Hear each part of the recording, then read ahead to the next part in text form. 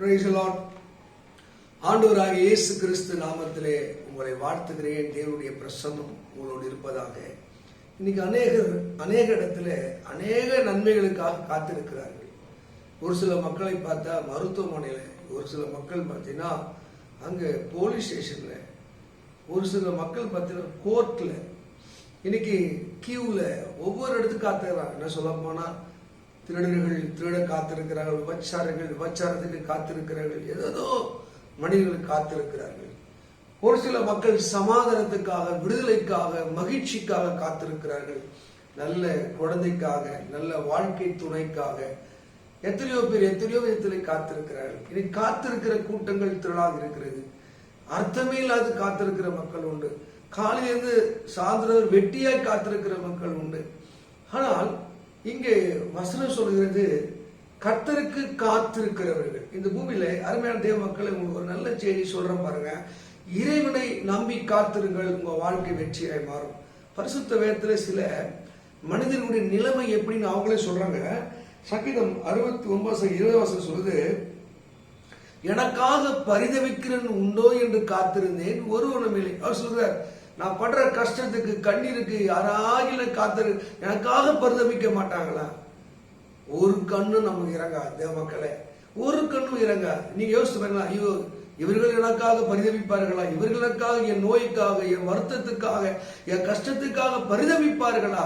நீங்க மருத்துவமனை போய் பாருங்க, மக்கள் எல்லாம் பரிதவிக்கிறா. ஐயோ என்னை விசாரிப்பதற்கு யாரும் இல்லையா, என்னை தேற்றுவதற்கு யாரும் இல்லையா, அப்படி அங்கலாய்க்கிறதை பார்க்க பரிதவிக்கிறதுக்காய் காத்திருந்தேன், ஒருவனும் இல்லை என்று அங்கே தாவீது என்ற பக்தன் சொல்கிறான். யோபு என்ற பக்தன் யோபின் புத்தகத்திலே 30:20 வாசிக்கும்போது, நன்மைக்காக காத்திருந்தேன், எந்த மாசத்திலாகிலும் எந்த ஆண்டுகளாகிலும் இந்த நாளாகிலும் எனக்கு ஒரு நன்மை நடக்காதா? நான் நன்மைக்காக காத்திருந்தேன், ஆனா எனக்கு தீமை வந்தது.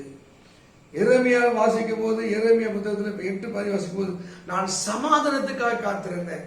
எங்க பார்த்தாலும் ஆபத்தோ சண்டை, எனக்கு ஒரு சமாதானம் இருக்காத, வாழ்க்கையில நிம்மதி இருக்காத காத்திருந்தேன், ஆனா எனக்கு ஆபத்து தான் வந்தது. அருமையான தேவ மக்களே, அநேக காரியங்கள் அவரை பரிதவிக்கிறதுக்கு யாராக தேற்றுவார் உண்டா என்று காத்திருந்தேன், நான் நன்மைக்கு காத்திருந்தேன், நான் சமாதானத்துக்கு காத்திருந்தேன். இன்று ஒவ்வொரு வாழ்க்கையிலே இப்படிப்பட்ட அனுபவத்தை பார்க்கிறோம். ஒருவேளை தேவ மக்களே, நீங்க ஒரு சண்டை இல்லாத ஒரு சமாதானமுள்ள வாழ்க்கை காத்திருக்கலாம். நன்மை நடக்காதா? நான் எவ்வளவு காலம் இந்த பாடு வியாதி நான் கண்ணீரோடு நன்மைக்கு காத்திருக்கலாம். என் கஷ்டத்துல எனக்காக பரிதவிக்கிறதுக்கு ஒரு ஆள் இல்லை, எனக்கு காத்திருக்கலாம். ஆனால் அது கிடைச்சுதான் பாத்தீங்களா? இல்லைங்க. அவர் சொல்றாரு, ஒருவனும் இல்லை, என் பரிதவிக்கிறது எனக்கு ஆற்றுவதற்கு தேற்றுவதற்கு ஒருவனும் இல்லை என்றார். நான் சமாதத்துக்கு காத்து ஆபத்து வந்தது என்கிறார். நான் நன்மைக்கு காத்திருந்தேன், தீமைதான் வந்தது. ஆம் தேவ மக்களே, இந்த உலகத்திலே நாம் அநேகரை நம்பி அநேக விஷயத்துக்காக காத்திருக்கிறோம். ஆனால் ஒரு உண்மையை நாம் மறந்து போயிருந்தோம். அண்டத்தை படைத்த, வானத்தையும் பூமி படைத்த இறைவனுடைய கருணைக்காக, அவருடைய ஆசீர்வாதத்துக்காக நாம் காத்திருக்க மறுக்கிறோம்.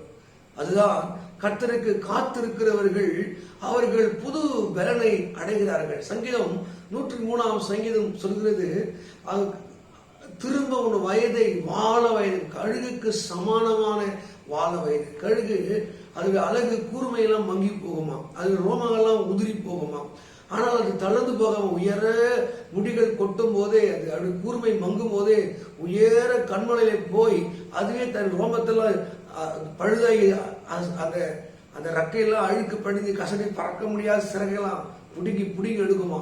எடுத்து எல்லா சிறகுகளும் போகிற வரைக்கும் அப்படியே காத்திருக்குமா. மெதுவா காத்திருக்க அந்த கழுகுடைய சிறகுகள் மறுபடியும் முளைக்குமா. புது பலத்தோடு உற்சாகத்தோடு கழுகு திரும்ப பறந்து வருமா. ஒரு கழுகின் வாழ்விலே கர்த்தருடைய அற்புதங்களை செய்வார் என்றால், இந்த இயேசுவுக்காக நீ காத்திருந்து பாருங்கள், சமூகத்திலே காத்திருந்து பாருங்கள், அவருடைய ஜெப அறையிலே காத்திருந்து பாருங்கள், அவருடைய ஆலயத்திலே காத்திருந்து பாருங்கள்.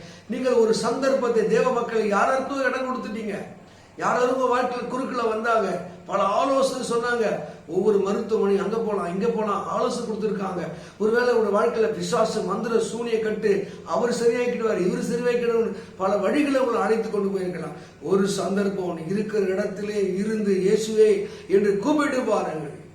அவர் திரும்ப எந்த இடத்துல விழுந்தீங்களோ, எங்க தடுமாறினீங்களோ, எங்க தள்ளப்பட்டீங்களோ, எங்க நீங்க அற்பமா என்ன பண்ணி வசனம் சொல்றது ஏசாயாவுல, வெட்கத்திற்கு பதிலான இரட்டத்தனையான பலன் வருமா. எங்க வெட்கப்பட்டையோ அங்க 2 மடங்கு நீ இறைவனுடைய பிரசனத்துக்காக வல்லமைக்காக காத்திருக்கும் போது அவர் அடித்து நொறுக்கி எல்லா தீமைகளை விளக்கி உங்களை உயிரை எழும்ப பண்ணுகிறார். ஊழிய பாதையிலையா, குடும்ப வாழ்க்கையிலையா, தொழிலையா நஷ்டப்பட்டு வெளியே சொல்ல முடியலையா, சரியான நேரத்துல கர்த்தர் கர்ப்ப கனிகளை தராம ஏற்ற திருமண வாழ்க்கையிலே கலகாதிய பிள்ளைகளை யாராருக்கோ காத்திருந்த ஒரு வாய்ப்பை இயேசுக்கு கொடுத்து பாருங்கள். நீங்கள் இயேசுவை நம்புகிற ஆளா இருந்தால், நம்பாத ஆளா இருந்தால், நீங்கள் யாரா இருந்தாலும் வசனம் சொல்லுகிறது, இதை காத்திருந்த வெயிட் அப்பான் த லார்ட். ஒரு இடத்துல அவரை நம்பிக்கொண்டிரு. கர்த்தரை யார் நம்புகிறார்களோ, யார் கர்த்தரை காத்திருக்கிறார்களோ, கர்த்தருடைய சித்தத்துக்கு யார் ஒப்பு கொடுக்கிறார்களோ அவங்க வாழ்க்கையை கர்த்தர் உயர்த்துகிறவராக இருக்கிறார். தேவ மக்கள், நீ எந்த நிலைமையில் இருக்கிற? ஒருவேளை நன்மைக்கு காத்திருந்த தீமை வருதா? சமாதத்துக்கு காத்திருந்த ஆபத்து வருதா? ஆற்றுவார் தேற்றுவார் காத்து ஒருவனும் வரவில் இயங்கி கொண்டிருக்கிறீங்களா? இயேசு நீ பூட்டிய வீட்டிலே வருவார். எந்த மனுஷனும் உதவி செய்யாதவர்களும் இயேசு உன்னை தேடி வருவார். அவருக்கு ஒரு சந்தர்ப்பம் நீங்க டெஸ்ட் பண்ணி பாருங்க. நீ எந்த மாதிரி கடங்காரனாக, நிறைய பேர் கடத்திலே மாட்டிருக்கிறார்கள். உதவி செய்வார்கள், நிறைய பேர் தற்கொலை எண்ணங்களிலே சிக்கி இருக்கிறார்கள். தேவ மக்களை, ஒரு வாய்ப்பு, இயேசுவை நம்பி பாருங்கள். எப்பக்கம் அடைந்தாலும், எந்த பக்கம் வழி இல்லாமல் தவித்தாலும் அவர் சொல்கிறார், அவர் திறந்த வாசலை முன்பாக வைப்பார், அடைக்கப்பட்ட வாசலை திறப்பார்.